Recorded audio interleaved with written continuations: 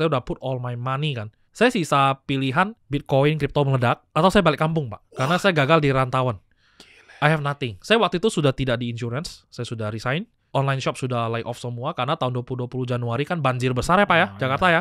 Gudang saya habis. Saya kasih tahu istri saya lah, dunia kita sisa kripto. Ini kita harus pastikan meledak. Kita kasih solusi. Andi Crypstocks mampir juga di sini. Thank you. Gila, ini bisa bantu kita keluar dari kemiskinan, guys. Anak kosan, binus. Wah, salam buat Prof Har ya. Gitu kan juga binusian. Ya kayak.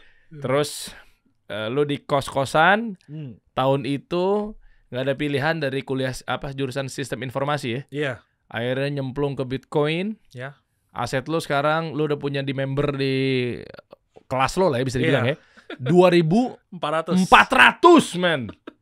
2.400 membernya percaya sama Crypstocks, dan yang lebih pentingnya lagi adalah lu punya Alphard banyak. Tadi gue udah ngomong, enggak. Dar jangan nyebut-nyebut banyak ya, nggak bisa. Lu kejebak lo di sini lo. Tenang bro, ada teknologi sensor kok. Gitu. Kalau mau gue pakai. Lu banyak Alphard, lu punya tempat gym. Ya. Dari Bitcoin lu bisa beli begituan? Ya itu namanya juga bisnis ya Pak ya. Kan kita diversifikasi juga gitu. Ada juga bisnis-bisnis lain juga gitu. Apa aja contohnya? Nggak ngomong ngukur Bitcoin katanya bisa merubah hidup lu segalanya gitu. Yang saya suka lah, bisnis-bisnis yang berhubungan dengan jasa, yang kita suka, yang bisa di leverage gitu. Saya menghindari seperti yang punya OPEX, yang punya HPP tinggi segala macam sih. Oh ya. Karena misalkan minuman yang 10.000 lu bisa jual di 70.000 di suatu tempat misalnya gitu kan. Nah, jangan terlalu to the point lah Pak. Kita agak eksplisit dong. Ya oke lah, kita runut ya bro. Ya sampai akhirnya di titik sekarang ini.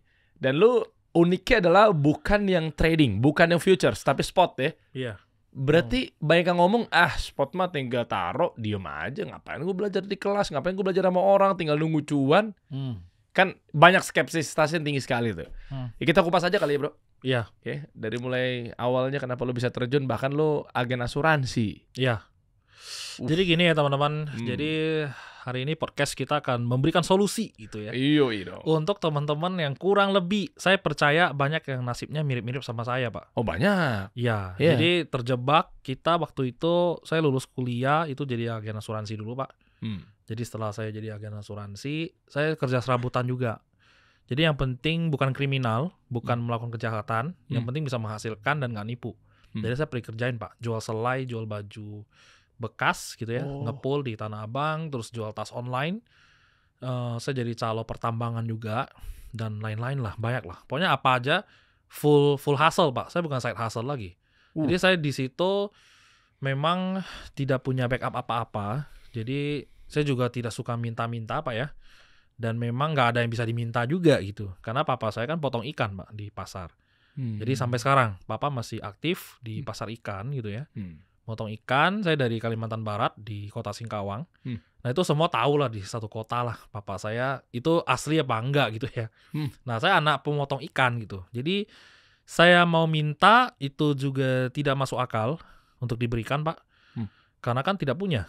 Tidak punya dalam jumlah besar gitu ya. Misal papa saya mau modal 10 miliar gitu. Ya nggak ada gitu. Iya dong. Jangan 10 miliar Pak. 100 jutanya garuk-garuk kepala. Kita kuliah aja ribet gitu kan. Kuliah aja mesti jual emas segala macam. Berkorban banget lah. Jadi jangan sampai saya waktu itu mikir. Jangan sampai udah orang tua berkorban. Terus saya nggak jadi apa-apa atau jadi biasa-biasa aja Pak. Saya tidak mau. Sebenarnya kalau misalkan lu pilih jalan yang misalkan ya, ini bukan mengecilkan teman-teman sekitar saya waktu itu ya, yang pergi bekerja di kantoran, jadi banker, jadi analis gitu ya. Itu kan lu bisa minimal merit, bisa KPR rumah gitu-gitu ya. Lu tetap bisa punya kehidupan, lu bisa hidup layak, ya biasalah gitu. Nah saya tuh tidak mau Pak. Saya dari miskin udah sombong gitu. Sombongnya tapi ada positifnya ya. Ya, karena mau nggak mau saya merasa hidup kan cuma sekali ya. Saya mau yang dahsyat gitu loh Pak. Yang kayak bukan soal uang dan nominal ya, tapi bebas. Suka-suka lu gitu. Siapa yang berani ngatur kamu gitu? Nah itu enak Pak. Enak itu. Ya kadang-kadang bukan berarti orang yang kerja di suatu tempat itu miskin loh, bukan loh. Tapi kadang-kadang mereka hartanya banyak, tapi keikat Pak. Banyak ikatan yang harus dia lakukan, tidak bisa semena-mena.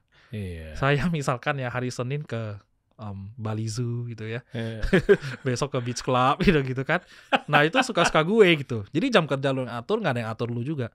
Itu the beauty of investment Pak. Maka saya melihat, dan di dunia kan investment menjadi salah satu ya jalan menuju ya kesuksesan lah, yang dahsyat ya, yang tidak terikat ya Pak ya. Karena kalau misalkan lu pribadi itu kan kayak private equity Pak, gitu. Ya, ini jangan terlalu dibahas lah, panjang rumit nanti teman-teman. Tolong bahasa yang agak rendah-rendah ya. Nah, jadi dari situ saya melihat saya harus mencari instrumen seperti biasa anak muda mencari jalan cepat kaya Pak. Dulu. Karena saya belajar di saham, saya ngikut teman-teman financial influencer. Ternyata juga tersesat ya Pak. Maksudnya lu mau bilang saham sesat? Enggak, yang tersesat adalah teman-teman yang ngajarin saya ternyata sesat gitu loh.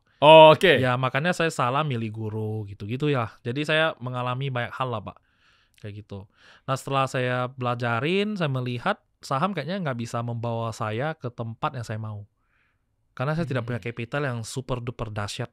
Tadi pagi saya baru lihat ada yang post di Twitter, itu dividennya 560 juta kalau nggak salah ya, per tahun. Itu uang yang dia taruh 9,6 M Pak. Jadi saya nggak ada duit sebanyak itu gitu loh. Gimana? Dia naruh 9,6 miliar? Iya, kalau saya nggak salah ya. Terus dividen per tahunnya 500 juta something Pak. Itu sebenarnya per bulan kan luar biasa ya, hampir 50 juta ya dividen ya. Iya juga. Tapi kan bentar, agak-agak ngelompat nih. Bitcoin kan juga kalau lu cuma punya duit 10 juta, ini kita balik nih case-nya nih. Angle-nya kita balik ya. Kan seakan-akan ada kontradiktifnya saham nih. Kan kalau lu masuk saham ya lu berarti harus masukin 9 miliar beda berasa dividennya. Lah kalau di kripto, kita balik nih angle-nya. Bitcoin anggaplah 10 juta juga dapat berapa Bitcoin? Bener dong? Kan kalau paradoksnya begitu. Harapannya kan dengan lu pilih kripto, dengan lu pilih Bitcoin, harapannya berarti lu bisa punya dari angka yang kecil. Kalau Bitcoin only. Dunia kripto kan luas. Itu yang seru Pak sebenarnya. Itu yang saya lihat. Makanya saya melihat kripto itu bisa membawa saya ke situ. Jadi saat 2017 awal tahun, saya fokus, tapi saya belum beli Pak. Saya jadi pengamat. Karena saya merasa itu scam. The whole cryptocurrency is a Ponzi. Saya mikir kan. Saya amatin 12 bulan Pak. Dari 15 juta jadi 300 juta. Bitcoin kan. Naik 20 kali Pak dalam setahun. Langsung pikiran saya merasa akhirnya saya menemukan instrumennya. Saya masuk di 300 juta Pak. Dan saya hancur dulu. Wow. Ya, karena 2018 itu turun terus Pak. Balik ke 50 juta. Setelah halving ya? Iya, itu halving 2016 lah. Iya. Ya kan deketan kan dari situ ya. Hancur. Akhirnya saya tidak berkomitmen ya. Jadi saya tidak akan lepas karena saya spot ya. Spot trading kan ngambil barang Pak konsepnya. Ya kan? Kita ngambil barang, kalau barang naik kita jual, kalau turun kita bisa tahan. Tahan barang tapi value-nya turun kan. Nah, saya milih untuk nahan Pak. Karena saya merasa ini masih ada kesempatan. The next halving, yaitu tahun 2020 bulan April atau Mei saya lupa. Edukasi udah nyampe emang? Ada halving-halvingan gitu? Nextnya bakal begini? Iya, karena dari dulu beberapa OG kita di Indo, itu ada Pak Oscar gitu-gitu ya, itu sering kasih seminar gratis, dan saya pesertanya Pak. Saya orang yang duduk paling depan. Jadi kemarin sempat kita berdua, saya diundang Indodax, itu jadi pembicara gitulah bareng Pak Oscar. Si Pak Oscar bilang, kok kayaknya pernah lihat muka lu gitu. Saya bilang, saya adalah penonton lu Pak dari dulu. Orang yang duduk paling depan. Karena seminar gratis Pak. Edukasi gratis. Saya selalu datang. Jadi secapek apapun, mau macet, mau hujan badai, mau kerusuhan, saya datang Pak. Kalau ada acaranya ya. Ya karena I have nothing gitu. Saya sudah tidak punya apa-apa. Living paycheck to paycheck ya, Jakarta ya. Dulu ya, di kos segala macam. Ya itu salah satu caranya. Kemudian saya tinggal di tempat yang kebetulan itu provider internet Pak. Kos-kosan saya itu yang punya adalah provider internet, salah satu di Jakarta. Jadi di sana tuh kenceng banget internetnya. Dari situ saya berpikir, sebenarnya saya punya kesempatan lain, yaitu kita bisa browsing. The power of Google, Pak. Learning by doing kan. Di Google juga learning by Google juga bisa gitu. Nah itu yang saya lakukan, saya terus-terusan pelajarin, saya cari tahu kripto itu sebenarnya apa. Sesuatu yang dari tidak ada value sama sekali, kenapa dihargain orang 20.000 US per keping, puncaknya waktu itu kan. Nah, saya percaya dia akan balik dan itu menembus 100.000. Dan sekarang kita lagi podcast 110.000 Pak. Ya, jadi dulu 100.000 itu adalah angka impian cita-cita saya Pak.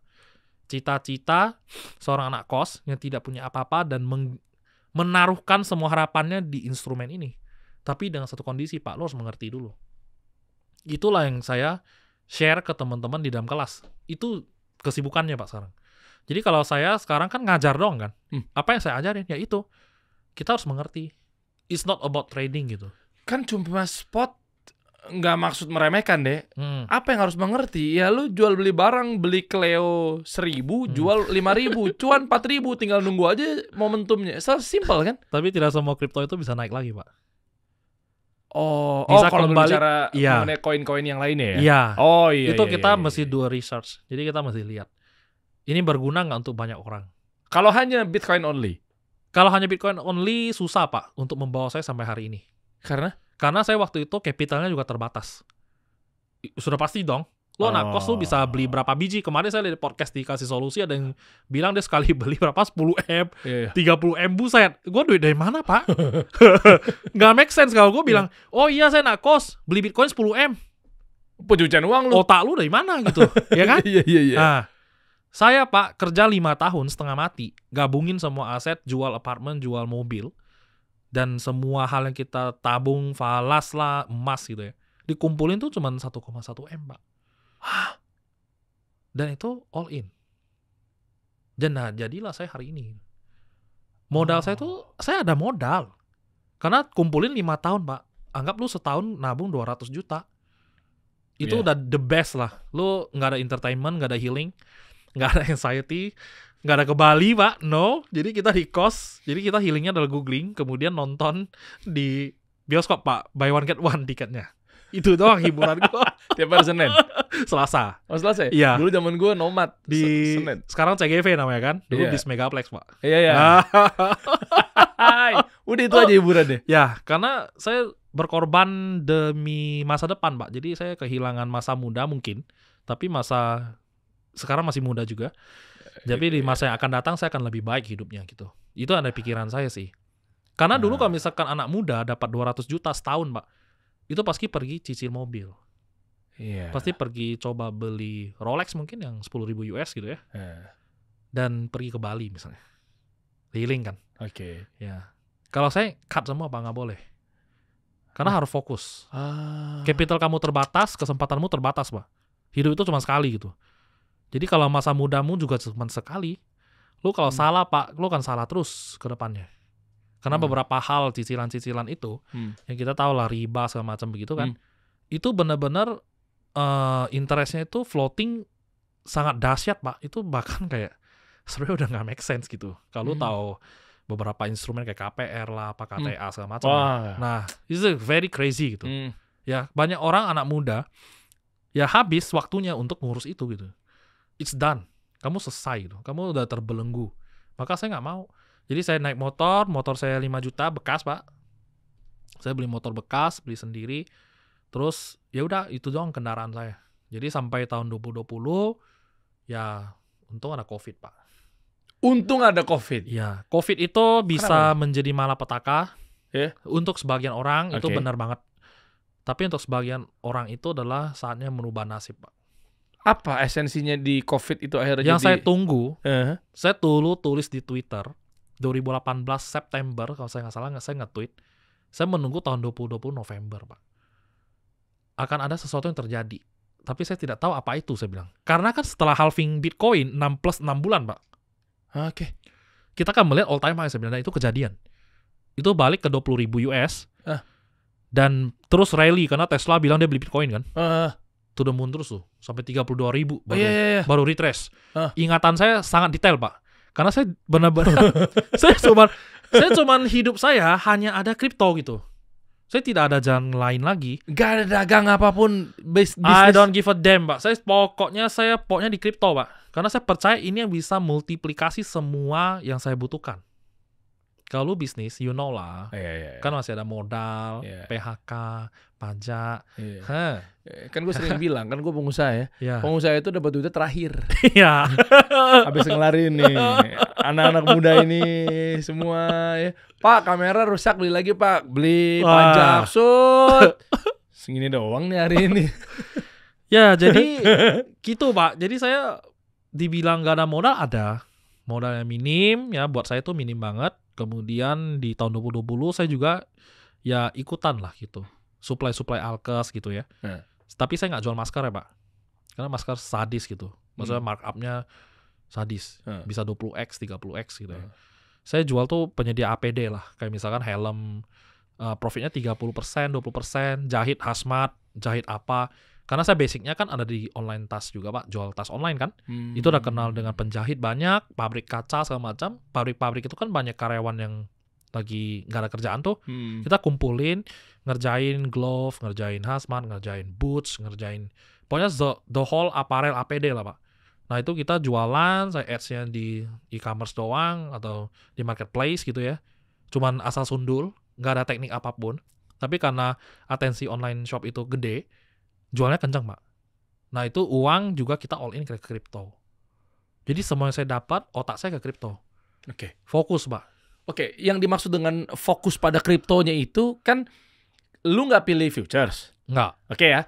Tapi lu pilih spot. Ya. Artinya, tebakan gue ya bro. Ya. Lu fokus di spot, cara cepat kayaknya bukan di hold berarti kan? Hold. Di hold. Hold berarti nyari-nyari koin-koin selain Bitcoin yang memang momentumnya cakep. Ya. Dan dibutuhkan orang, Pak. Itu di kelasnya Cryptstocks itu betul-betul ada loh, guys. Ini sebenarnya dari tadi udah gue siapin tuh linknya di bawah. Ya, ini tahan bentar ya.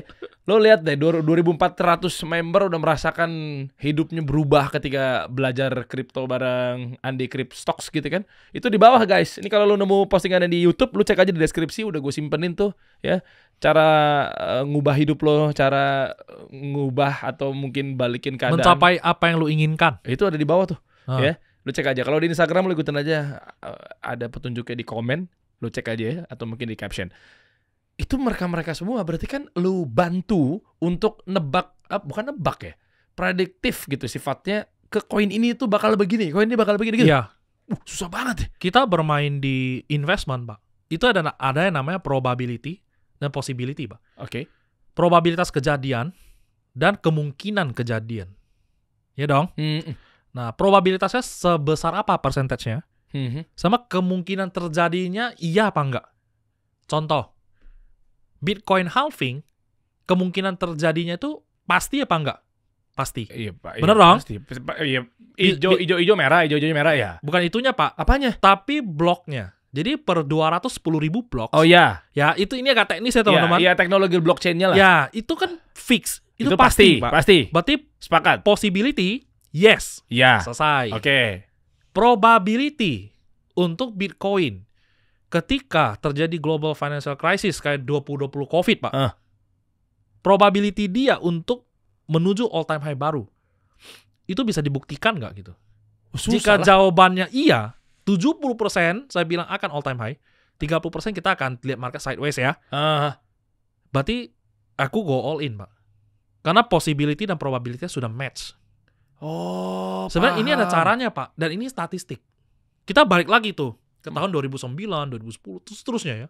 Seterusnya dipelajarin day by day. Time frame-nya 2 days, 3 days, 1 week, 2 weeks, 1 month. Lu nggak main 15 menit gitu nggak ya? Nggak. Karena saya itu suka swing trade, Pak, atau main lama lah. Bukan scalping harian gitu. Enggak. It is wasting your time lah, saya nggak mau gitu. Nah, jadi kalau misalkan kita sudah menemukan 2 titik ini dan pas semuanya rontok. Setelah itu sideways di 10.000 US per satu keping Bitcoin. Itu dari April sampai September, Pak, kalau saya tidak salah ya. Itu hampir 6 bulan, 5-6 bulan. Itu lumayan galau juga sebenarnya.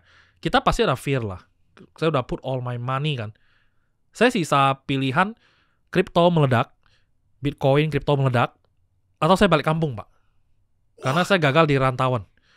I have nothing. Saya waktu itu sudah tidak di insurance, saya sudah resign. Saya sudah online shop sudah lay off semua karena tahun 2020 Januari kan banjir besar ya, Pak ya, Jakarta ya. Gudang saya habis. kena air parit, air kali, jadi bau Pak, tasnya nggak bisa dipakai lagi. Nggak mungkin bisa dijual lagi. Bahan nyangkut. Semua. Habis. So kita yang punya sekarang adalah dunia kita adalah kripto. Saya kasih tahu istri saya lah gitu. Dunia kita sisa kripto. Ini kita harus pastikan meledak. Tidak ada jalan lain lagi. Kita harus fokus. Jadi otak saya tuh fokus Pak. Maka saya bilang ini sebenarnya agak toksik gitu. Agak berbahaya sebenarnya. Nah, cuman saya itu suka ngitung. Semua hal bahaya ini tuh bisa ditakar Pak. Harus ada ukurannya, harus bisa di scale. Kamu harus bisa tahu ukurannya. Kayak yang tadi possibility, probability, kemungkinan kejadian. Terus kan Bapak bilang, lu cari koin tuh susah banget loh. Gimana sih caranya koin begitu banyak loh. Ya kan? Kok lu tahu gitu? Contoh, tahun 2020 Pak. Ada namanya Decentralized Finance, DeFi. Waduh. Rajanya mau kasih airdrops. Namanya Uniswap. Koinnya Uni Pak. Itu one of the biggest airdrops di saat itu. Kalau kamu menggunakan ekosistemnya, berkontribusi, memberikan volume, kamu aktif gitu ya, kamu bisa di-guaranteed. Itu airdrops kayak satu akun bisa, kalau all time high-nya Pak, itu bisa dapat mobil Pak. Bisa beli mobil baru gitu. Itu nominalnya segitu Pak, itu dari airdrops. Cuma karena lu kontribusi. Lu tahu dari mana Uni bisa meledak? Waktu itu kan banyak yang keluar yang sama. Back, cake, sushi, kimchi, apa gitu. Banyak juga yang gak jelas kan. Oh ya, of course, itu hancur semua. Meme coin itu ya? Sisanya ya bisa gitu. Itu DeFi coin lah Pak, bukan memes coin sebenarnya. Oh ya? Iya, itu DeFi. Dan orang butuh untuk misalkan ya cari yield lah, lending, borrowing, ya nyari bunga sebenarnya. Tapi into the ecosystem DeFi saya enggak Pak. Saya bukan expert di situ, tapi saya tahu koin itu nanti akan ada banyak yang pakai. Kita akan melihat all time high baru. Dan setelah halving 6 bulan akan all time high baru. Dan biasanya tahun ganjil tahun 2021 pas COVID itu ada namanya cetak duit seluruh bumi. Itu kan ya kan? Iya, money flow banjir Pak. Naiklah kripto. Iya, kemudian high risk asset itu kecipratan. Jadilah saya hari ini Pak. Oh iya. Itu semua apakah judi? Apakah kita tebak-tebakan? Bukan loh Pak. Enggak, ya. Ini masih memang ada yang berpikir bahwa akhirnya kebuka nih ya. Kripto kan ada yang bilang scam, ponzi, judi, macam-macam ya. Ternyata semua by ukuran nih. Bisa diukur, bisa ditakar. I see. Makanya jangan pernah kamu masuk ke laut yang kamu tidak tahu kedalamannya Pak. Itu baru judi. Keren. Itu Pak, itu baru judi. Makanya kalau kamu bilang kamu bermain di bisnis yang kok kayaknya ada sisi spekulatif ya saya setuju. Ada sisi spekulasi, saya setuju Pak. Bisnis real aja juga kan spekulasi. Of course. Lah iyalah. Tapi kan contoh, ada satu bisnis yang saya lagi invest ke sana Pak, ya jangan disebut lah ya. Kita cari gitu loh. Mesti hook. Terus kita riset kenapa brand A itu selalu cari hook sih. Karena trafficnya, karena daya beli orang sana, kompleks itu ada sekolah internasional, itu kan semua bisa ditakar. Tapi, apakah itu jaminan kamu pasti ramai? Oh ya enggak. Of course. Ya enggak lah. Sama kayak investment kan? Iya, investment. Nah, bedanya apa? Bedanya ini digital asset tidak berbentuk. Itu menjadi perdebatan. Oh iya, kan? Ya, karena nggak ada wujudnya. Dulu sempat fenomenal konvensional emas saja harus ada fisiknya nih. Iya. Begitu emas digital reaktif gitu kan. Iya, jadinya ribut. Thank you. Iya, sama-sama. Nah, itu Pak. Jadi setelah 2020 ini kita balik ke tahun 2021 gitu ya. Cetak duit ya. Wow, momentum banget tuh di mana-mana cetak duit kan udah pasti. Itu saya ada satu inflasi. Jangan sebut nominal lah. Saya ada satu hari saya belum main bengong, Pak. Kenapa? April tahun 2021. Aku pernah satu hari profitnya itu setara dengan 5 tahun saya punya penghasilan, Pak. Hah? Pakai koin apa? Itu saya jual beberapa koin lah. Kayak misalnya QNT, Hathor, Rune. Gila ilmunya ya. Beberapa lagi lah. Penting banget ya. Ini wajib join Cryptstock loh teman-teman ya. Enggak serius ini bukan apa-apa nih. Maksudnya lu nebak-nebakan kayak begini. Bro, teman-teman gue tuh banyak banget yang ancur-ancuran di kripto. Saya setuju. Karena nggak ngerti pola. Taunya lagi FOMO. Ya. Greedy gitu loh. Dan makanya ini belajar mumpung ada Cryptstock. Mana gue manggil dia nih. Nih klik di bawah deh. 2.400 member guys. Karena waktu itu saya merasa kita early adapters gitu ya. Kita melihat peluang duluan.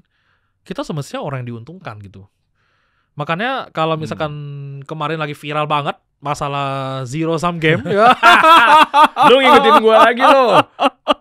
Itu saya mereka udah gue japri-japriin tuh gak? Gini ya, ucapan mohon maaf dan plus kan gue juga media, gue gak tahu, gue cuma nanya ya kan, mau gue damain nggak usah, udah clear kok, udah begini. Tapi justru jadi lu di mana posisinya? Dari situ kita lu zero sum game apa enggak? Bentar Pak, jadi dari situ kita sebenarnya belajar gitu. Oke. Bitcoin itu tidak zero sum game bagi saya, karena itu growing asset. Zero sum game itu apa Pak? Itu money game. Oke. Zero sum game kenapa money game? Karena ketika di sana 0, di sini plus 1. Yeah. Kalau Bitcoin, saya beli di $5.000, Bapak beli di $50.000. Hari ini kamu profit, saya profit nggak Pak? Kita berdua profit nggak? Iya, profit. Oh iya. Zero sum game-nya di mana? Iya. Ini kita ngomongin harga dulu ya. Iya. Kita nggak ngomongin fundamental Bitcoin. Misal Bapak tanya, jadi fundamental Bitcoin apa? Energi Pak. Hukumnya kekal. Bisa berubah bentuk tapi tidak bisa musnah. Ini zero sum game-nya di mana Pak?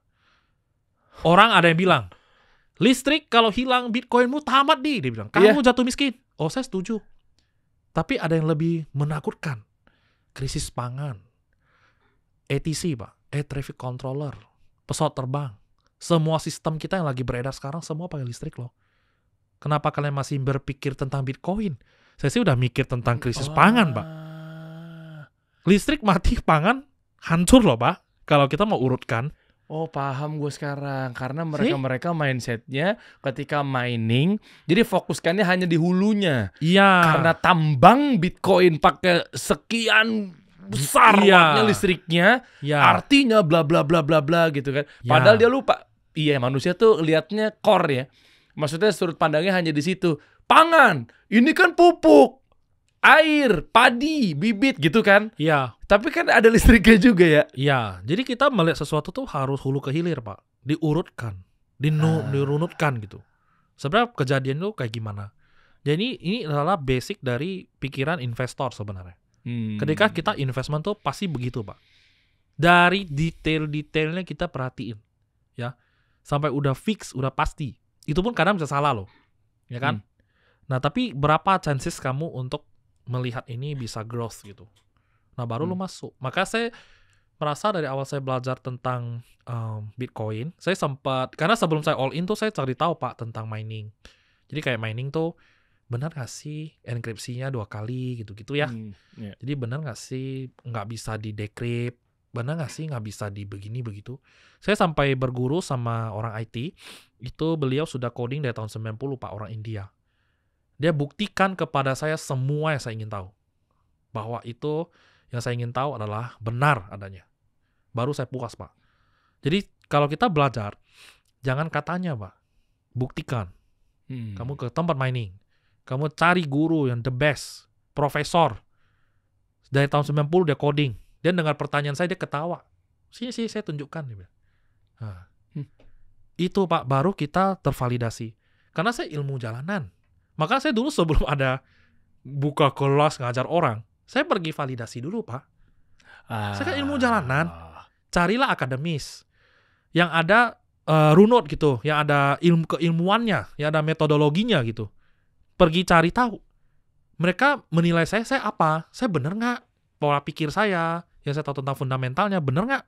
Kalau benar, baru kamu boleh pergi ngajar. Iya itu. Nah itu Pak, itu yang saya lakukan. Maka kalau lu lihat Andi ada bergelar-gelar apa itu, CBP lah, apalah. Itu certified Bitcoin, blockchain profesional gitu-gitu sih. Jadi itu untuk akademis aja. Asik nih, jadi nggak modal belajar dari Google, nggak modal belajar dari kelas orang lalu ujung-ujungnya jualan kelas. Jangan. Ada begitu kan? Jangan, harus pergi validate. Maka saya sangat senang kalau misalkan di Cyprus ada S2 blockchain gitu ya. Itu memang bukan tentang cari duit, tapi untuk menvalidasi sebenarnya keilmuan yang kita tangkap tuh benar nggak? Itu penting Pak. Divalidate. Kalau kamu benar, kamu pasti berani divalidasi dong. Iya, iya dong. Iyalah. Iya kan? Nah, itu saya pengen gitu. S2 misalkan di mana gitu kan, blockchain. Itu akan ada kepuasan sendiri sih. Cryptox. Top. Ada di bawah teman-teman, cek aja. Ya, kripto itu ada keilmuannya lah Pak. Despite of kita selalu lihat tentang to the moon, ngomongin cuan gitu ya. Di balik itu semua tuh harus ada struktur. pola pikir kita supaya kita tidak tainted dengan uangnya. Karena kalau lu ngerti, lu bisa tidur nyenyak, Pak. Tamat, selesai. Tugasmu sebagai investor selesai, Pak. Iya. Maka saya tidur nyenyak kan. Sekarang gue butuh teknisnya deh, bro. Yaitu masalah koin. Ya. Ini menarik ya. Kan lo udah all in hidup lo kripto gitu ya. Iya. Kita udah di level bukan lagi ngurusin tentang ya ini gimana Ponzi apa segala macam. Kayak udah pada teredukasi juga dengan literasi yang ada ya. Oke. Hopefully ya. Ya mudah-mudahan begitu. Tapi gue pengen dalemin lagi mengenai si koin-koinnya ini. Berarti apakah memang kita harus kombinasikan antara Bitcoin plus altcoin yang lainnya? Atau hanya Bitcoin doang? Atau kalau mau cepet kan katanya lu nggak pakai jalur futures nih, ya kan lu pakai spot. Berarti berapa lama cara permainan mungkin lu investmentnya? Kayak contoh misalnya ada hype, ya atau PP, bla bla, Trump, ya, XRP, Sui, Doge lah, ya, Fart lah. Tuh koinnya bukan kentut tuh biasanya tuh.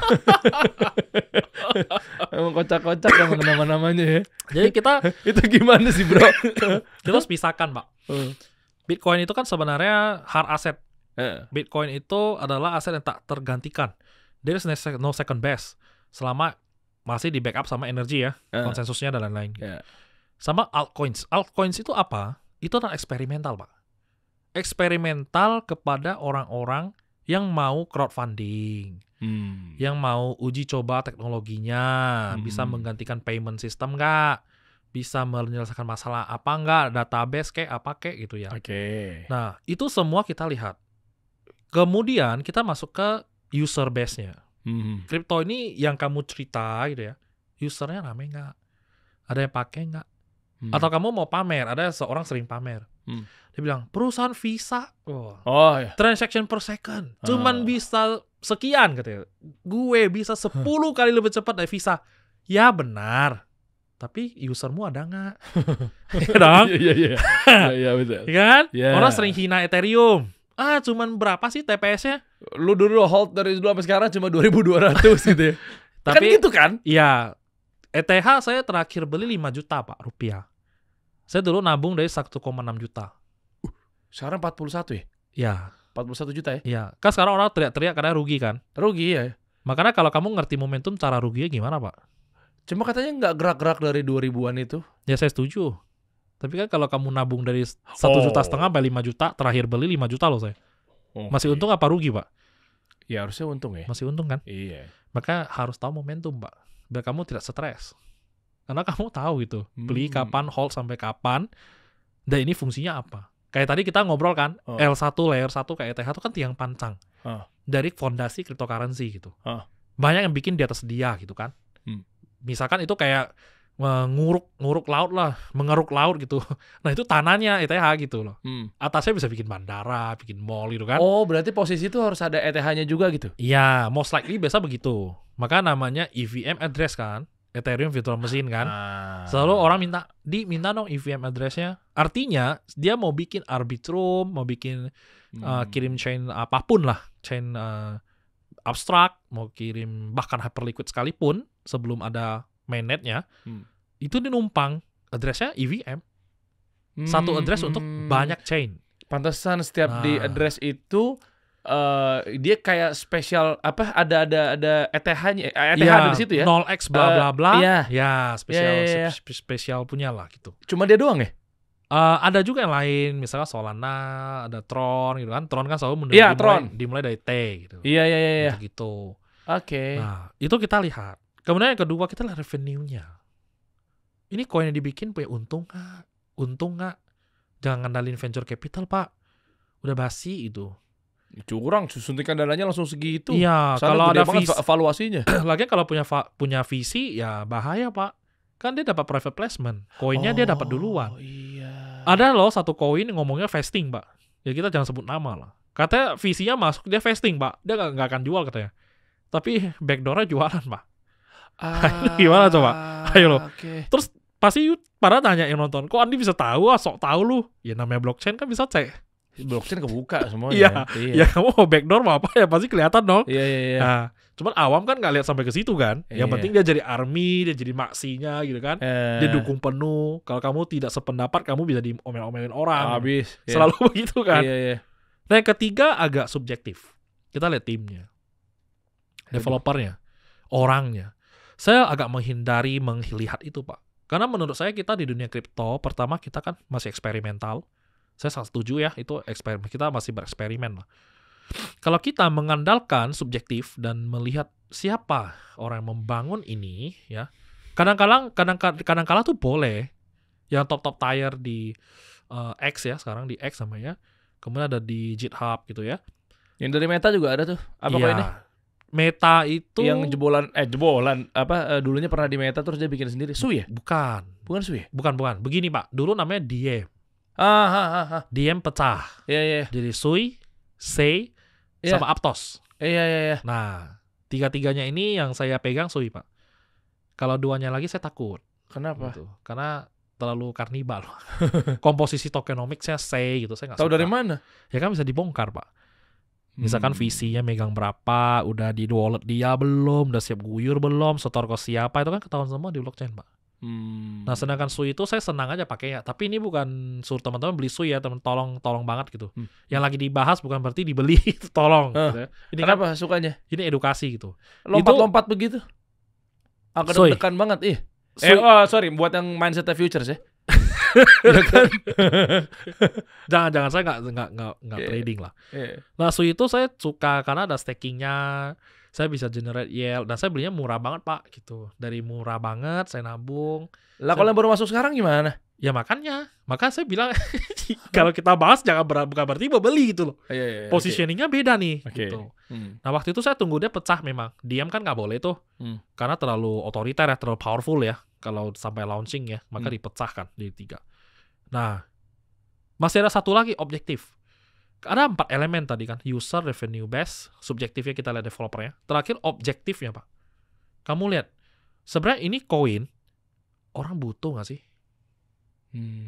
Kamu nilai sendiri, lu pakai, lu seneng nggak? Lu merasa terbantu nggak? Lu merasa menyelesaikan masalah apa nambah masalah? Biasa blockchain, shitcoin, Pak, kripto, itu suka bikin sesuatu yang sudah ada dan existing. Selalu bilang apa? Redundant nih jadinya ya. Iya, selalu bilang payment system apa. Pak, sekarang gini deh. Visa itu sekali tap, selesai. Saya ngapain butuh kamu? Bener nggak? Establish. Semua fee sudah jelas. Backersnya sudah jelas. Bahkan sekarang Visa kerjasama sama kripto kan. Isi kripto bisa transaksi. Tap, selesai. Auto conversion. Per sekian detik. Makanya blockchain yang mengada-ngada itu banyak, Pak. Mengada-ngadakan yang sebenarnya tiada. Ya, jadi kita itu jangan sampai mentiadakan yang ada, Pak. Jadi di dalam kripto itu mantap part 2. Ya, lebih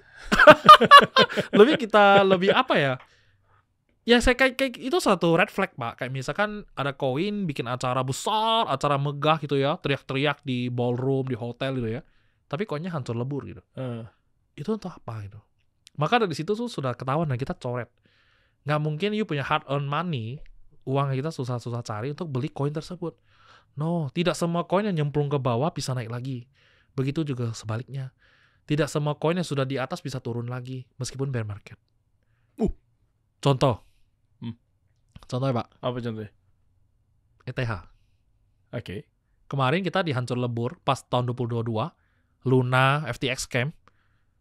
ETH itu jatuh, saya kalau nggak salah, $1.000, Pak. Apa 900 lah. Oh, setelah begitu kasusnya FTX itu? Iya, sih. Oh, iya. Apakah ETH balik ke zaman saya beli? 1,6 juta? Enggak sih. Oh ya sudah. Tapi BlackRock lepas tuh katanya ini koin bawa sial. Enggak. BlackRock kan katanya. Bukan ini enggak, itu bahasa gua aja. Enggak, dia enggak jadi, katanya koin enggak ada gunanya. BlackRock kan. Tapi tanggal berapa dulu, Pak? Baru kemarin dia habis nyerok ETH. Terakhir dia beli loh. Nah, makanya pasti lihat tanggalnya dulu, Pak. Oh, oke. Yang dia sempat kayak ini koin kagak ada pergerakannya gitu. Ya, namanya juga. Kadang sih bukan gitu, Pak. Mungkin dari klien dia nggak ada yang tertarik atau kurang rame yang beli gitu. Karena tapi memang ya kemarin lagi sih. Karena BlackRock dan institusi kan perpanjangan tangan dari old money, Pak. Mereka old money itu udah lebih percaya institusinya kalau sampai boleh issue ETF untuk jual ke masyarakat gitu ya.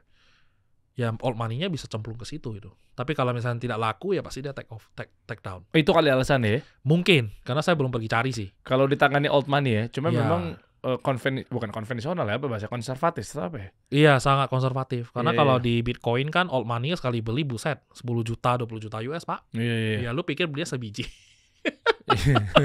Ya kan? Iya. Nah, jadi Wah, ini daging banget nih. Cryptocks emang harus nyemplung nih. Bahaya nih. Iya bener juga ya. Gue baru lu dong nih yang kayak narsum yang sedetail cara memilih koin aja sampai 4 tahap begini nih. ini kulit, Pak. Hah? Belum ada apa-apanya?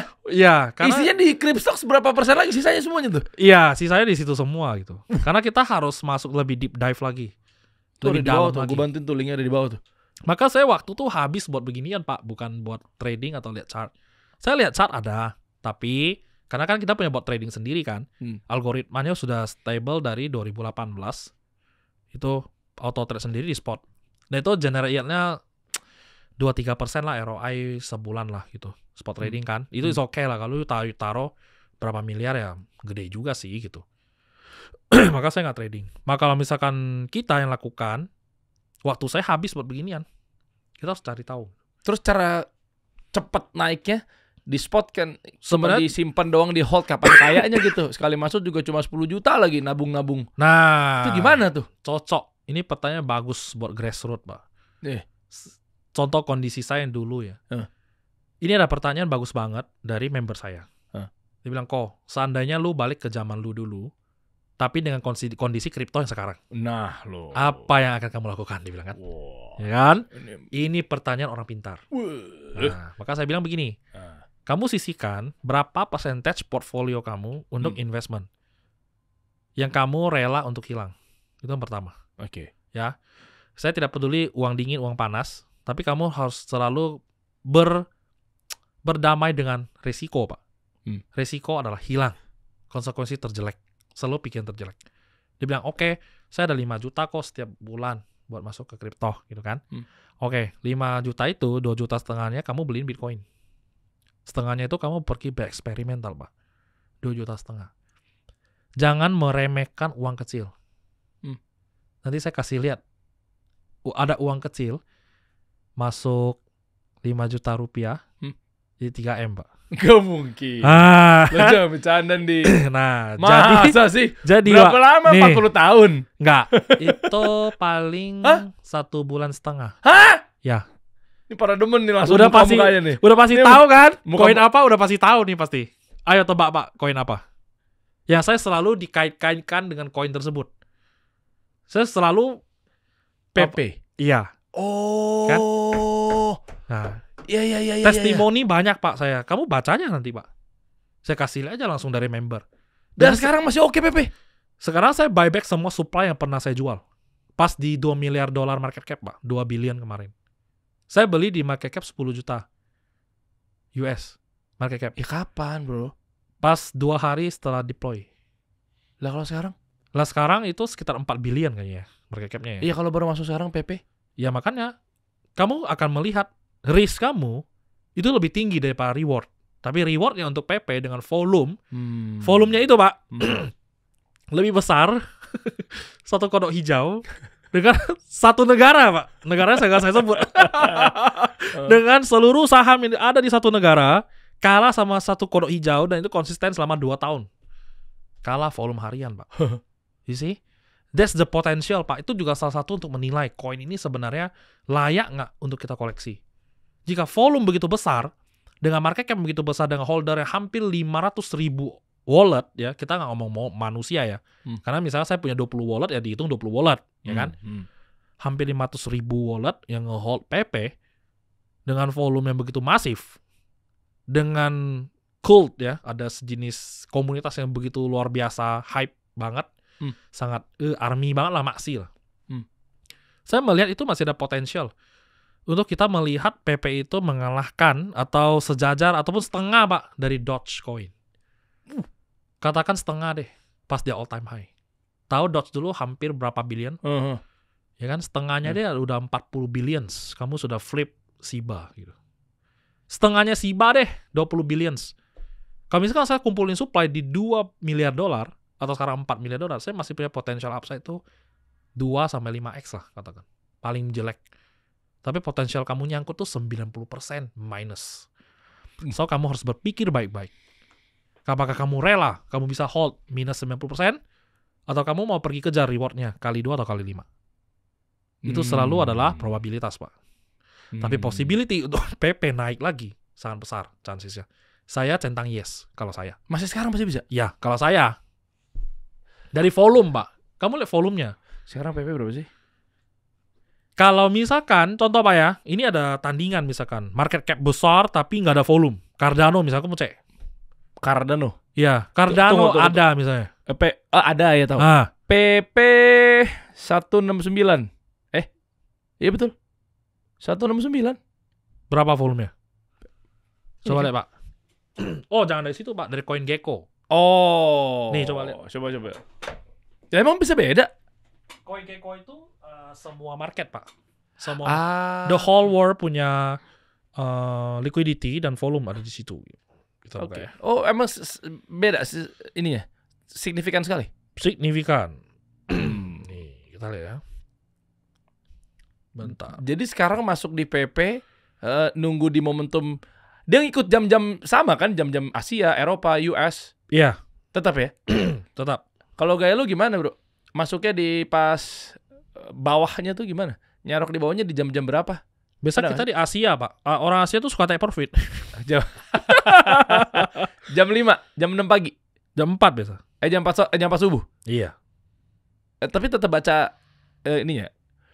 Kadang-kala Pak. Apa nggak perlu baca, masuk aja? Trading volume hari ini. Oke. 1,2 miliar dolar Pak. 21 T. See?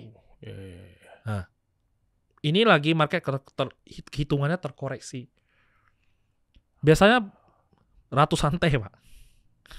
Lagi koreksi ya sekarang ya? Ya. Karena dihitungnya seperti itu. Karena apa? Karena the Fed si Powell masih linglung gitu. Biasanya kalau altcoin, shitcoin, memes gitu ya, ngikut itu bisa ke koreksi dikit atau agak pelan ketika Bitcoin pump, Pak.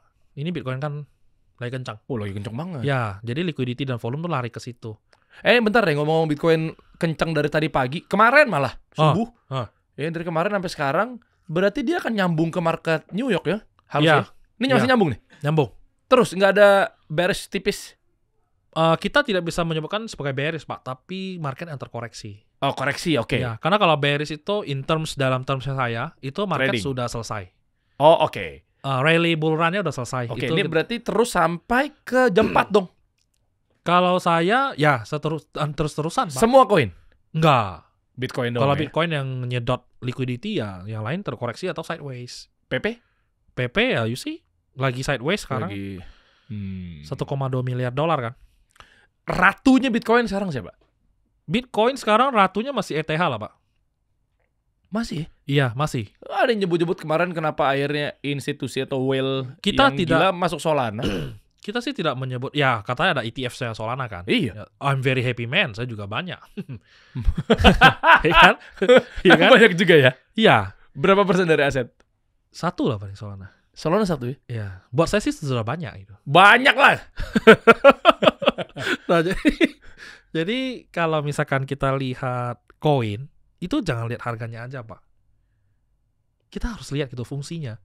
Nggak cuma nyari yang murah gitu maksudnya? Enggak. Tapi kan itu juga menarik kalau murah. Justru sekarang harus dibedah tuh satu Pak. Bukan cari king and queen Pak. Tapi prince ya. Siapakah prince kali ini? Oh. Sudah pada tahu sepertinya. Yang koinnya warna hijau Pak. Oh. Yang menjawab kebutuhan dan kekurangan dari cryptocurrency yang selalu kita deposit ke centralized exchange. Sekarang sudah ada jawaban. Kita bisa memakai decentralized exchange. Hype. Ya. Iya. Nah, that's the prince kalau saya lihat. Itu prince ya Hype ya? Iya, maka saya cukup berani. Saya masuk dari total portfolio itu di atas 5% Pak. Itu saya sangat berani sih. Wah, gede banget, berani ya, banget. Bener. Solana lu kasih 1, Solana kasih 5. Hyperliquid mungkin. Kenapa? Kena gorengan Andrew Tate kali ini. Enggak. Tadi kan dia sempat ngegoreng juga kemarin. Oh ya, saya nggak nonton sih. Ada. Oke. Terus ke gap lagi. Ternyata. Kan di DEX itu kan bisa kebuka semua. Iya. Ternyata dia bilang, wah cuan gitu. Akhirnya ternyata dia minus. Maaf ya buat hype mania ya. Iya, ya gue gak tahu tuh hoax apa enggak ya. Gue muncul aja. Itu memang bisa dicek. Iya, dia lupa, dia ngasih tahu kayak ada gayanya udah gitu. Wah, saya ada juga yang ketahuan sama orang-orang. Address wallet saya ada satu. Ya memang saya secara sengaja memang publikasi itu untuk orang nonton gitu. Oh iya, apa koin apa? Di Hyperliquid. Oh oke. Iya, pas ada komunitas-komunitas tracking wallet, saya cek. Iya, ada wallet gua. Mereka benar nih kali ini, saya lihat. Cuma satu yang benar, tapi sisanya salah. Oke. Kita runut untuk grassroots lagi nih, buat akar rumput yang memang memulai dari bawah nih ya. Iya. Mereka pengen spot. Mereka pengen nyemplung untuk ngamanin aset ketika ekonomi lagi tidak pasti. Iya. Nggak tahu lah gencatan senjata ini bertahan berapa lama gitu kan, ngamanin nilai rupiah kita, meskipun katanya gua nggak tahu deh ini nyambung nggak sih. Kita punya proyek Garuda yang rupiah akan jadi digital gitu.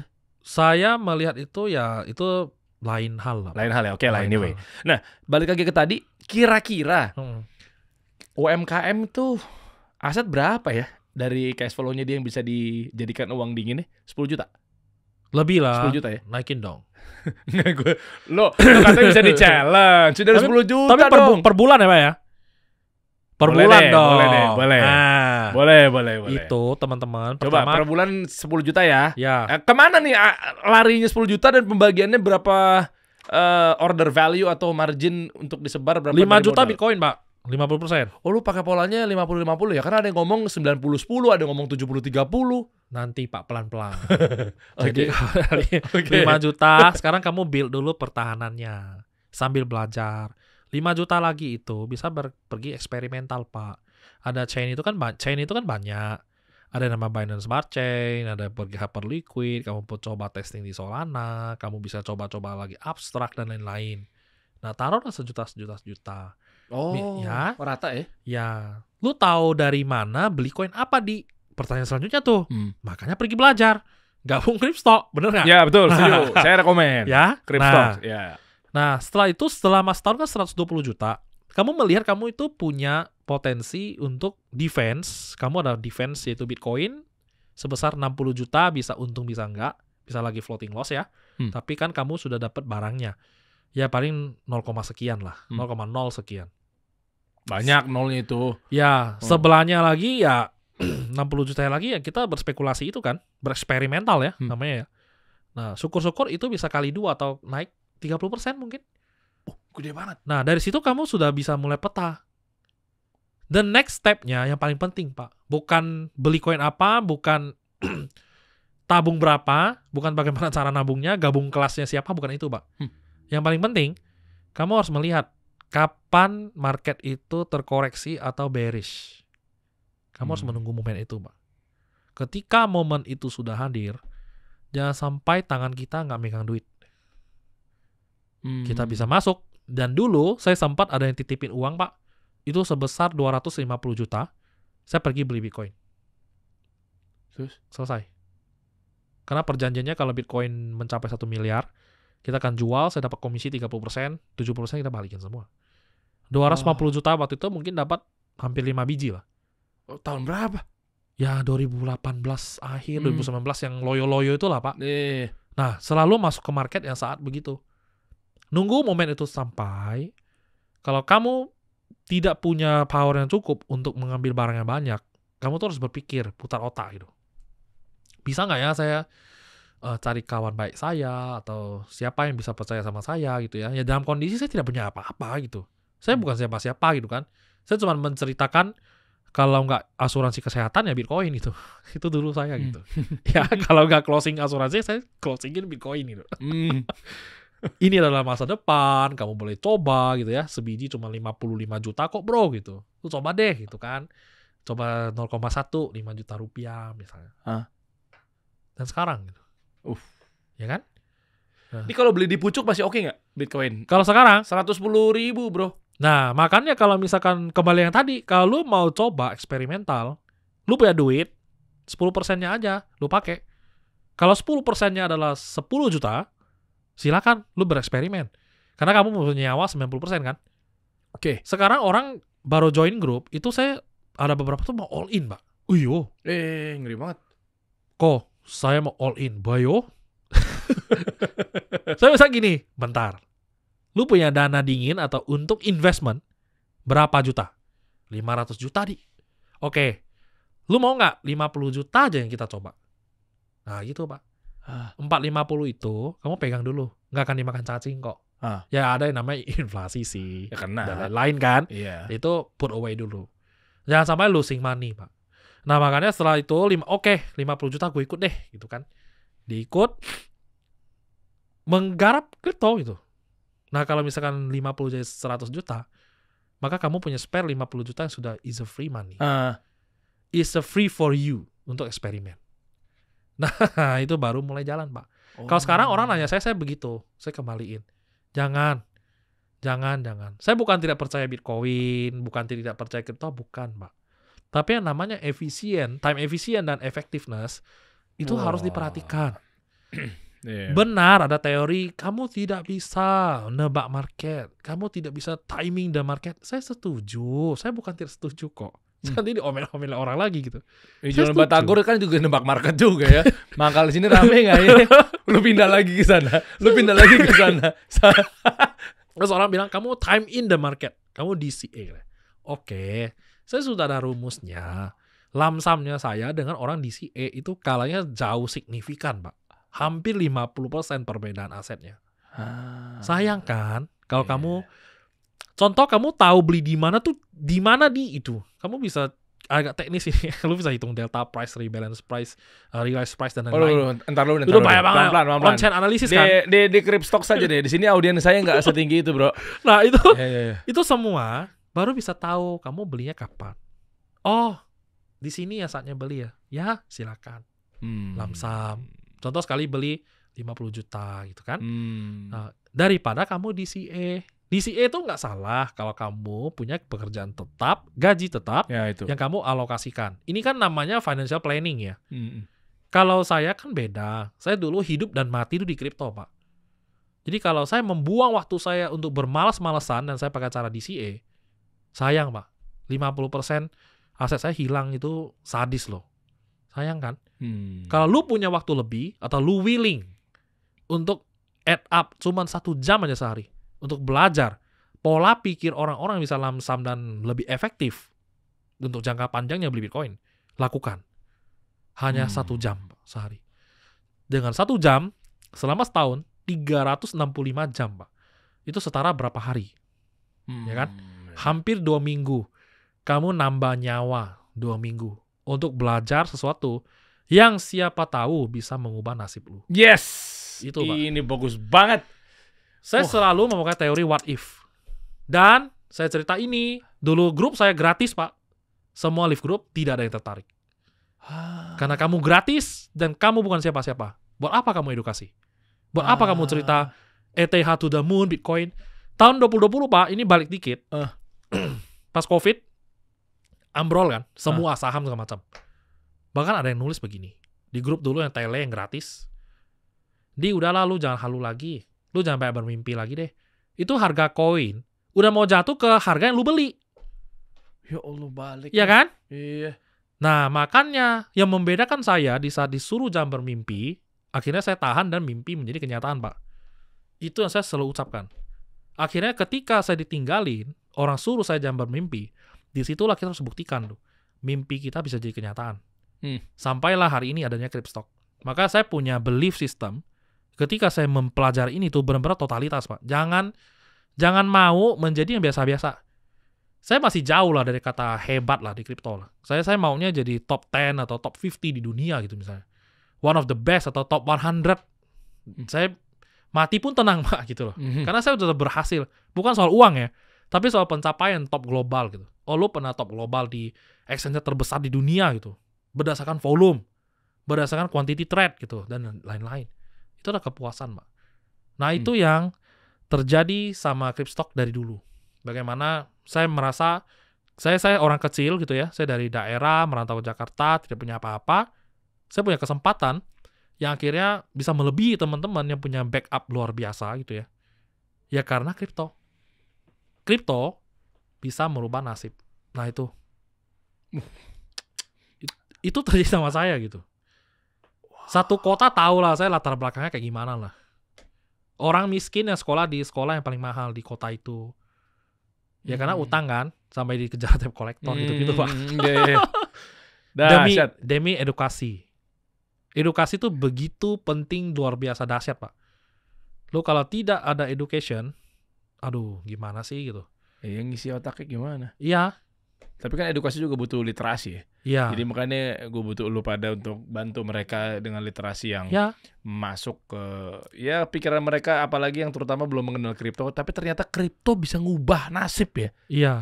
Saya contohnya Pak, ini duduk di sini dikasih solusi kan. Kali ini benar-benar solusi nih teman-teman. Siap. Karena jangan ngaku menjadi pengusaha sukses. Kalau belum duduk di sini. Siap. Hampir semua menteri pernah duduk di sini. Asik. Lu punya Porto, gue juga punya Porto, bro. Meskipun Porto gue bukan kripto ya. Siap. Tapi dari media gitu ya. Gile. Akhirnya nyampe sekarang Kripstock sudah 2.400, bahkan akan to the moon juga ya. Iya. Dan dia banyak kasih bocoran juga. Kayak tadi beberapa sudah spill sebetulnya ya. Ada PP, ada hype. Tapi ada yang bikin happy Pak. Nih saya kasih tunjuk ya. Boleh dong. Boleh ada ya? dong. Apa dong? Apa dashboard? Bukan. Aset? Ada satu testimoni Pak. Dari siapa? Saya banyak yang kasih testimoni memang. Tapi ini boleh mungkin dong. bagi success story deh. Boleh deh. Iya, bagi saya ini one of the best gitu ya. Untuk social proof gitu ya. Buat kawan-kawan semua nih biar tahu. Andi, terima kasih banyak. Nggak pernah nyangka 6 figures. Pertama saya didapat tahun ini dari modal $2.500. Artinya? Dari 2.500 menjadi 6 figures, artinya jadi 100.000 US. Dari 100.000 US. Padahal baru join 2 bulan di Kripstock. Ya. 40% udah saya jadikan USDT. 60% masih di Bitcoin, MVP, hype. Nggak pernah nyangka saya yang cuma pegawai golongan kecil bisa dapat seperti sekarang. Bahkan punya tabungan 100 juta aja nggak pernah terpikirkan. Ya Allah, sedih banget. Iya. Ya Allah ya, terima kasih banyak kok. Semoga Ko Andi sekeluarga diberkati dan sehat selalu, amin. Rencana 40% USDT mau buat berangkatin umroh kedua orang tua dan mertua, buat rumah sederhana di kampung dan beli mobil. Sisanya 60% rencana saya keep sampai end cycle dan buat modal cycle berikutnya. Terima kasih banyak ilmunya kok, MVP luar biasa. Gila. Ya Allah. Saya sudah banyak banget testimoni soal umroh dan segala macam, Pak. So begitu ya, 40%-nya buat umroh. Dia umrohnya 40%. Ya Allah. Ya. Sampaikan salam nih buat, aduh ya Allah, mulia banget ya. Makanya murid-murid, teman-teman murid gitu ya, saya biasa tanya, yang kalian tulis bisa divalidasi ya? Bisa kok. Kalau ada yang challenge, kita buka kan ya. Siap, saya bilang. Ya, saya selalu kok tanya ke murid-murid kan, lu jangan bikin fake testimoni. Saya bilang saya nggak mau. Mending nggak ada yang testimoni daripada fake ya. Kalau yang udah ngomong tuh udah real gitu. Maka saya tampilin tuh, berani banget. Saya tampilin publik kan, biasa. Saya highlight tuh testimoni. Jadi dari 100 juta sekarang 2.500 itu nggak nyampe Pak, 40 juta rupiah. 40 juta kan jadi 100 nih. Jadi 100.000 US, 1,5 M Pak. Iya. 100.000 US kok 100 juta. 100.000 US. 100.000 kali 16.000. Iya, 1,6 M. 1,6 M. Ya. Dari 40 juta ke 1, kita ngomong rupiah ya kursnya. Iya. 40 juta rupiah jadi 1,6 miliar itu dalam waktu berapa lama? 2 bulan dia. Iya, tadi 2. Wow. Karena 2 bulan. Boleh tahu skema koinnya nggak? Skema koin yang dia ambil tuh Hyperliquid, MVP coin, saya ada bikin koin juga. Untuk AI lah. Jadi nanti teman-teman belajar bisa tinggal prompting. Nggak usah nanya saya lagi. Lu beli koin saya, kamu hold, kamu staking, kamu lock di smart contract, kamu bisa panggil AI-nya untuk bertanya-tanya. Jadi saya jadi robot, knowledge saya tuh ada di Microsoft lah. Lu bikin kayak semacam agentic AI ya? Apa? Nanti akan ke agentic AI, Pak. Sekarang masih AI yang biasa, dan itu kita kerjasama sama Microsoft, Pak. Itu salah satu investment yang menurut saya terbaik lah. MVP ini udah terbuka untuk umum? Iya. Gue pun juga bisa misalnya? Iya, sekarang market cap-nya 22 juta dolar aja. Iya. Lah itu punya lo? Iya, punya saya. Dan itu memang kita backers-nya tuh tulang belakang dari infrastruktur teknologinya dari Microsoft, Pak. Jadi ngambilnya dari Microsoft? Iya, sama Azure gitu-gitulah. MVP namanya bisa pas begitu ya? Ya, saya yang bikin lah. Oke, itu perlu ini luar topik deh. Perlu dihakiin nggak sih kalau kayak gitu? Itu sudah ada kita. Oke. Sudah berbadan hukum dan lain-lain lah. Kripstock ini MVP, logo, warna, nama. Menarik ya. Ya. Gara-gara MVP, coba. Tadi ada 3 ya dia. MVP, Bitcoin, hype. Hype, ya. Nggak usah aneh-aneh sebenarnya. Oh, sang pangeran ya? Iya. Yang powerful aja. Nggak usah aneh-aneh. Per bulan tadi ya. Karena kemarin kan jatuh ke $9 Pak Hyperliquid. Terus sempat rame di TikTok, di Twitter katanya bakal scam ya. Katanya bakal ke nol, nggak mungkin jadi kayak Solana dan lain-lain. Di saat itu saya instruksi ke teman-teman di grup. Saya bilang ketika Hyperliquid trading di bawah harga $12, beli. Masuk zona banyak kita. Beli sebaik mungkin. Apapun koinnya? Nggak, hype only. Oh, hype only kan? Okay. Ya, di bawah $12, hype, beli. Kita hajar Pak, $10, $11, 10. Ternyata ada murid dapat di $9. Saya nggak dapat di $9. Nah mereka yang dapat. Itu tergantung exchange ya atau apa sih? Enggak, itu kita beli di decentralized exchange Pak. Tinggal kalian tuh pakai DEX ya? DEX. Bukan checks ya? Udah nggak pakai checks kita, udah jarang. Kenapa? Karena kita mau lebih early Pak. Yang biasa listing itu ada rules. Untuk menghadapi rules itu memakan waktu. Sehingga suatu exchanger mau lokal mau internasional, mau listing koin, itu butuh waktu untuk memprosesnya Pak. Sedangkan even Binance? Iya, sedangkan kita kripto itu bermain di momentum. Siapa cepat dia yang menang Pak. Jadi kan sayang ya. Itulah gunanya Cryptstocks. Iya, itulah gunanya kita belajar mengerti rule of thumb-nya, belajar di trading di DEX. Itu yang penting Pak. Gimana guys? Saya aja mau masuk nih Cryptstock. Ayo Pak, kita gaskan. Iya loh, kita kan orang-orang saham kan juga mau hijrah ya. Dimarahin gue sama Andri Hakim. Ya orang real bisnis lah, kita kan juga pengen tahu detailnya gimana ya enggak. Ya asik ya, nanti boleh gue join. Ya, gaskan Pak. Gaskan lah. Iya gak sih? Ih, gue mah gak masalah harganya berapa. Tapi lu tahu kan, di media tuh ada sistem namanya barter value. Gak bercanda. Lu mau gue endorse gue seloyal apa gitu ya. Mau gue endorse seloyal apa ya lu bisa kasih gue harga segitu aja. Main juga 12 juta kan. Iya. Meskipun tuh cuma kayak 0,0 sekian aset gue. Cuma maksud gue enggak. Bercanda guys, bercanda. Orang pajak datang nanti. Ikut gue Cryptstocks. Masuk lah. Tegaskan lah. Gua ajak semua yang pada banyak bro. Nanti lu lihat ya, gua nggak bisa ngomong di sini sih. Banyak nama-nama besar yang udah melirik. Dan sebenarnya kenapa akhirnya kasih solusi juga bantu lu untuk dalam edukasi kripto juga. Karena mungkin ada 50% dorongan sama nama-nama besar ini. Nah, artinya nama-nama besar ini juga nanti ada urusannya juga tuh. Karena negara pengen ada fokuskan ke blockchain, pengen ini. Saya sudah sempat dihubungin kayaknya. Oh gitu ya. Ya. Jadi artinya kalau mereka bisa ikut mengendorse, mensupport lah. Siap. Ada mau tambahin bro, buat audiens gue yang baru ingin memulai ya. Iya. Posisikan diri lu nih ngelihatnya audiens mau mulai bro. Jangan yang udah di Cryptstock yang 2.400 dari yang lainnya kan mereka udah apa ya bahasanya? Lebih one step ahead. Udah lah. Ya kasihan yang baru mau masuk nih. Kalau saya gini sih pesan buat teman-teman. Ya terakhir lah nih. Terakhir dari saya juga orang kecil teman-teman, dari yang tidak punya apa-apa. Yang pertama kita harus percaya sama diri kita sendiri. Apa yang kita lakukan. Kita jauhi hal-hal yang berbau kriminal dan hitam. Jauhi judi. Karena di kripto itu orang selesai hidupnya biasanya. Selesai benar-benar semua kehidupan, ada yang sampai cerai segala macam ya karena judi. Judi dia nggak ngerti, karena dia tidak mengerti akhirnya menjadi judi kayak di futures gitu trading ya. Tradingnya dia tidak mengerti kapan harus berhenti, kapan masuk, kapan keluar. Akhirnya masuk ke dalam pusaran tersebut sampai pergi pinjol dan segala macam. Akhirnya tamat. Jadi kita orang kecil teman-teman, orang yang saya orang yang hidup dulu di Jakarta 5 juta per bulan, habis tidak bisa nyisain apa-apa. Kalau mau nyisa harus pergi side hustle, jual selai dan lain-lain ya, sambil diomelin orang. Karena selainya sempat busuk. Ya Allah. Ya jadi itu semua harus kita nahan diri, kita jangan suka menyalahkan orang lain.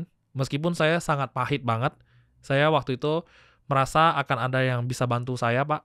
Saya merasa saya minta bantuan di hari-hari terakhir, di sisa tabungan saya cuma sisa 1 juta rupiah, yang mana saya tidak bisa bayar kos lagi sebentar lagi. Itu pun masih tidak dibantu sama orang yang semestinya saya berpikir bisa bantu saya. Tetapi akhirnya yang bantu saya adalah pacar saya sendiri, sekarang jadi istri, kemudian mama saya. Hanya 2 orang ini. yang bantu saya, kasih saya uang untuk makan lah. Kita jangan berkecil hati, selalu melakukan hal yang benar, dan belajar teman-teman. Jangan mengejar uang cepat seperti saya, karena saya dulu uang cepat hancur lebur. 2018 sampai tahun 2020 itu 1000 hari Pak penantiannya. Jadi jangan sampai masuk ke pusaran yang sama yang seperti saya lalui. Sebisa mungkin, karena sekarang sudah canggih banget, karena ada AI untuk nanya ya, di Twitter ada Gemini, ada OpenAI, ChatGPT, dan lain-lain. Silakan bertanya-tanya, ada yang free juga. Kamu bisa meneducate dirimu sendiri. Barulah masuk ke dunia investment, Pak. Jadi harus benar dulu dari kepala sampai ekor. Baru kita ngomongin duit, pergi mencari duit. Itu apa? Investasi. Itu. Keren. Andi Cryptstocks. Nanti Thank you, Pak. kita update sama-sama dong. Ya, nanti Luar biasa. cek handphone lu, ada member baru, ntar ada gue masuk situ. Buat ngacak-ngacak. Siap, nanti kalau ada testimoni, lu bisa ngirim 1 orang tuh. Kalau memang misalnya dia success story-nya bagus. Ada yang lebih bagus lagi. Member lu? Ya. Orang ini saya dulu, saya nggak tahu ini masih direkam nggak. Masih aja, lanjutin dikit aja. Itu dia sisa uang $300, Pak. Bayar kelas saya itu kalau nggak salah di zaman dia tuh 8 juta rupiah, saya lupa. Oke. Kan sempat naik terus ya. Sampai sekarang 12 juta ya? Ya, dia masuk, saya omel, Pak. Saya bilang, kamu sisa duit $300. Lu mau ngapain? Kasian. Masuk kripto. Dia bilang, saya sudah tidak jalan keluar. Karena saya punya bisnis, saya talangin terus selama 6 bulan, dia bilang. Rugi terus bisnis dia. Karena dihantam sama Cina ya. Saya cuma ada segini kok. Saya beli apa ya? Saya tunjuk 3 koin. 3 koin, 2-nya meledak, Pak. Jadilah dia hari ini bisa merit, punya uang miliaran dan lain-lain. Ini lebih dahsyat lagi. Dari 6 juta. $300 tuh 4,5 juta, Pak. Nggak nyampe. Ya anggaplah, ya tadi gue ngitungnya bulat sih. Gue ngitungnya 2 juta sih. Saya omelin, Pak. Karena buat saya tuh nggak make sense. Kamu nggak punya duit, kamu bayar premium groups. Buat apa gitu? Kamu belajar nembak, tapi nggak punya pistol, nggak punya peluru. Iya. Tapi akhirnya karena memang jodoh, maka saya sering ngomong di grup, semoga kita berjodoh. Karena saya tidak berani susumbar juga, kayak lu join gue pasti kaya raya, enggak, Pak. Ponzi lah. Ada yang tidak berjodoh, maksudnya kayak dia mengenal saya di waktu yang salah, momentumnya salah. Kenal saya kena pucuk, hancur. Ada yang kenal saya tapi momentumnya pas, dia meledak. Sekarang pas nih? Ya, sekarang adalah waktunya. Gas. Mau belajar kan? Nah, belajar tuh setiap waktu, Pak. Tapi untuk mengubah nasib harus bersabar. Wow. Ya, bagus nih tutupannya nih. Tidak ada perponzi-ponzian nih, nggak ada menjanjikan. Nggak boleh. Mantap. Siap, Bro Andi Cryptstocks. Kita kasih solusi.